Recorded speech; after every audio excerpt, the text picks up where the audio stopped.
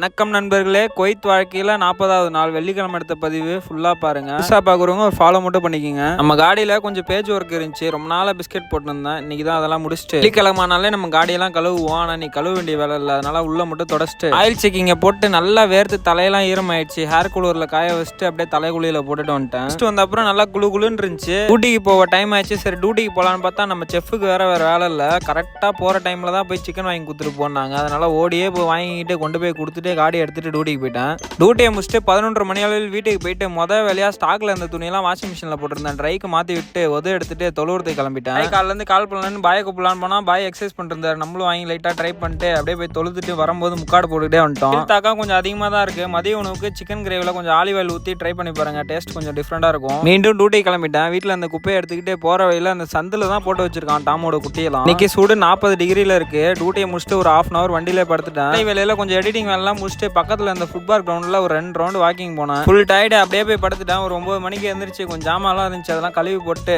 எடுத்து தொழுதுட்டு இன்னைக்கு நைட்டு 1 hour டியூட்டி இருந்துச்சு. அதை முடிச்சுட்டு வரதுக்கே 11:45 ஆயிடுச்சு. வந்து ஒரு வாய்ப்பயத்தை சாப்பிட்டு இன்னைக்கு டே முடிச்சுக்கிறேன் நண்பர்களே. நாளைக்கு பார்க்கலாம். இனிப்பில் இருக்கவும்.